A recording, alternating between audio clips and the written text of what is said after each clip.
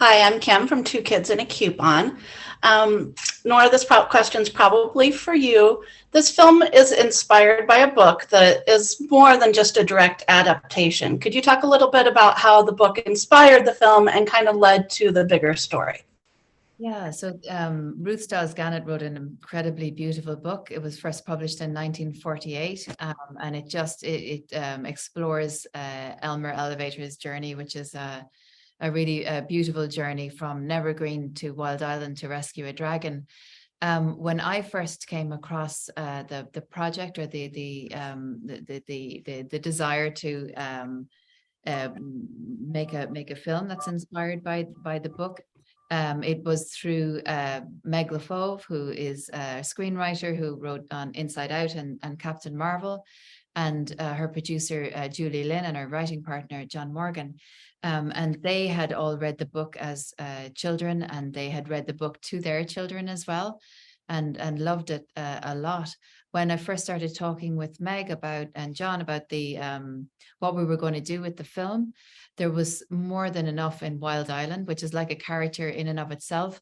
I knew that we could really explore that in a way that felt really emotionally satisfying, and that was a very good backdrop to the relationship between Elmer and Boris, who for us, again, that's just such an incredibly unique and wonderful relationship. We just wanted to make that friendship was the heart of the entire film. And so while in the first book, Elmer rescues Boris just at the end of the book, we knew that for the film, we wanted to spend a lot more time with that friendship.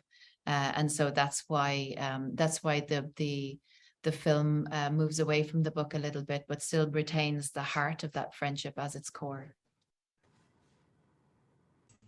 Thank All you. right. And Olivia, you have the next question if you just want to introduce yourself and your outlet. Hi, my name is Olivia Douglas with This and That with Olivia. I'm out of Maryland. This question is for Jacob. I was curious how you feel you relate to your character. I would say I relate to Elmer mainly in his, maybe probably to his like ambitiousness. He's easily the most ambitious character I've ever played, and I really relate to that because he just dreams of owning a shop and helping out the community, which is very different from what I dream of. I mean, I dream of becoming, I guess I already have become an actor, but being an actor and doing what I love. And honestly, the whole part of him helping the community, I feel like I can help spread messages of kindness. I think it's important.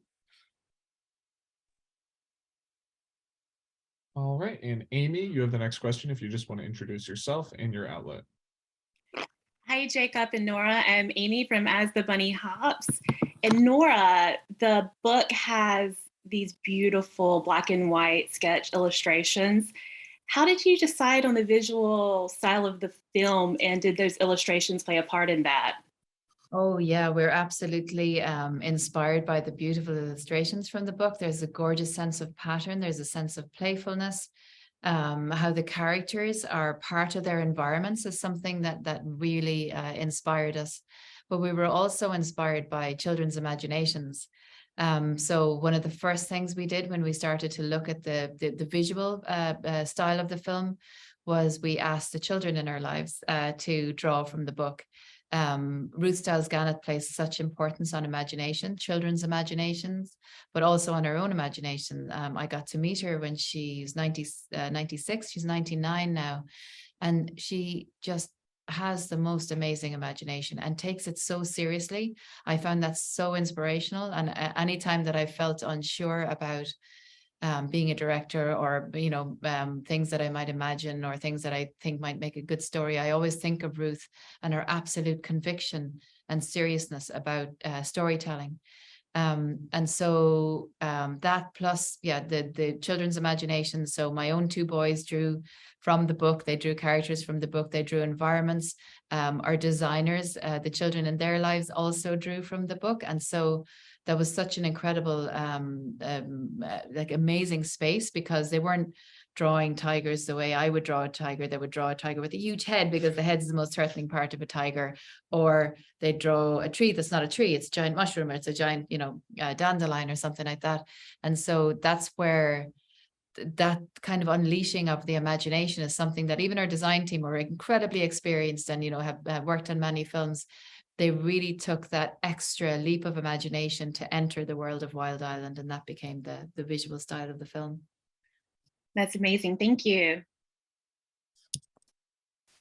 All right, and Yana, you have the next question if you just want to introduce yourself and your outlet. Hi, I'm Jana with Whiskey and Sunshine, and I co-host a podcast called Geek Girl Digital. Nora and Jacob, thanks so much for taking time to speak with us today. So this question is kind of a two-part question for both Nora and Jacob. Nora, I spent some time in Afghanistan in 2011, so I can appreciate the serious themes that were included in your previous film, The Breadwinner. But My Father's Dragon is clearly a vastly different film in tone and genre, emotional depth. What implored you to turn this story into your next feature film? And then Jacob, what about this story made you excited to take on the role of Elmer? That's a great questions. While The Breadwinner and My Father's Dragon are very different in terms of the subject matter, there is a similarity in that we're bringing the world of a child. We're bringing an audience through the lens, through the eyes of a child, and I think that's something that I'm always interested in telling, like the story of a child's experience, in a kind of non-judgmental way, or in a way that's not kind of like forefronting, morals or messages or anything like that. And I think that Elmer, while he's not going through the seriousness of what Parvana does in The Breadwinner, he's going through some pretty tough times. There's undertones of financial hardship in the film. There's undertones of a child feeling powerless in My Father's Dragon. And while there's a big epic adventure, and there's a lot of humor, and there's a lot of kind of playful imagination, there are many layers to this story, and empowering Elmer to try to resolve his own issues, but also free him from having to resolve the issues of his mom in the situation, is something that we really, really wanted to explore. So yes, it's quite different, but in ways there's a through line through the work, through the eyes of children. And I really wanted to play Elmer because I felt like he was just so ambitious, and I love his dynamic between Boris and Elmer, and how they really complement each other so well. I mean, they're so different from each other, yet so similar in the same way. Thank you. And Ashley, you have the next question if you just want to introduce yourself and your outlet. Hi, Jacob and Nora. I'm Ashley from With Ashley & Co. And I really enjoyed the friendship between Boris and Elmer in the film. I think it speaks to my own childhood, where I always imagined having a creature, like your best friend, right? But an animal that can talk. So my question is for both of you. But Jacob, you can go first if you want. If you had to pick an animal, real or mythical, to go on an adventure with, what would it be and why? That is a great question. I think for me,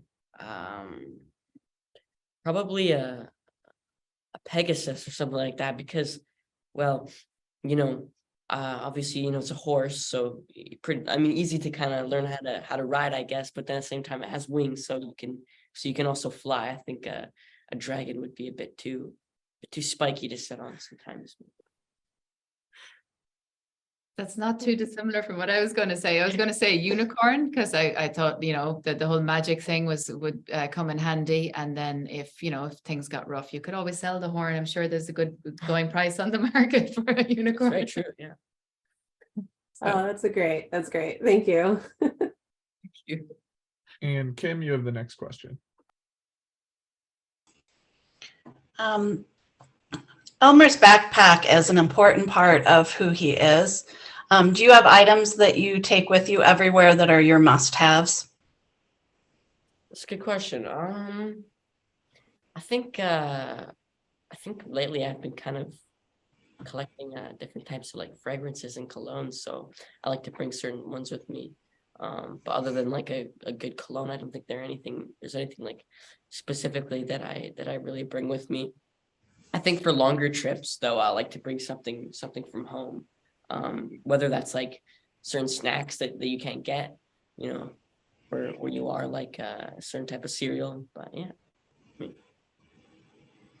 I tend to bring with me something, whatever I find on the ground where I am. So if it's a pebble, I pick up a pebble on this trip here. I just picked up a scent and I kind of carry it with me. It kind of grounds me and reminds me that I'm kind of the earth.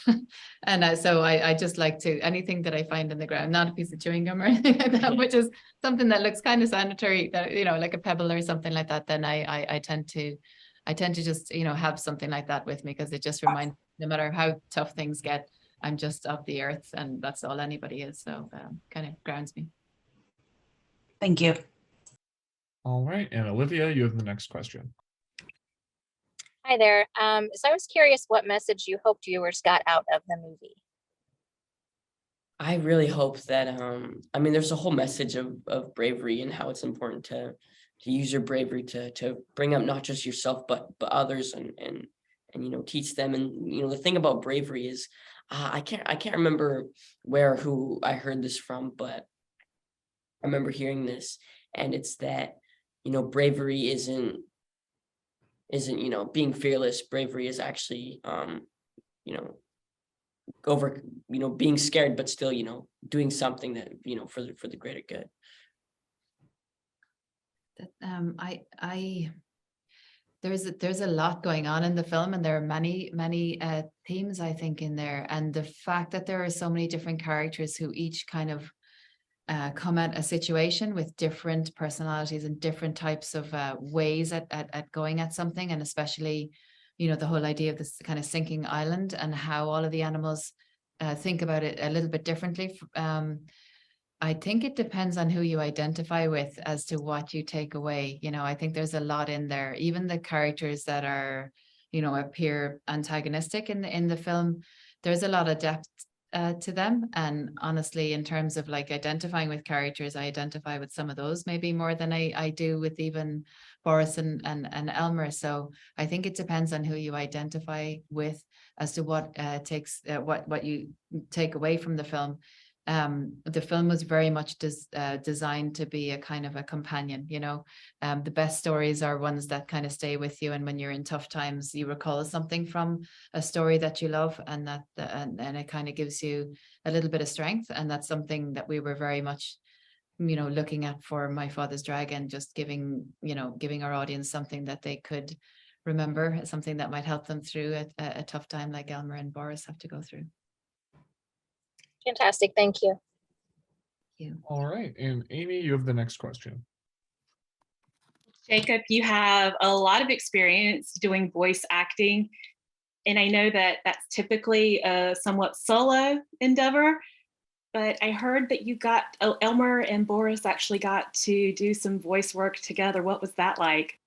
That was awesome. I got to really record with Gain, which is really special and really important in the whole, you know, kind of discovering the character process. Just being able to really invest in the scenes with him, especially the emotional ones. He's such a fantastic actor, where it really rubbed off on me, and I was able to get into it as well. I mean, there's a scene where Gain just started crying, and I started crying too, because it was just so powerful. All right, and that's all the time we have for this roundtable today. Thank you all very much for coming. Thank you. Thanks, everyone. Thank you.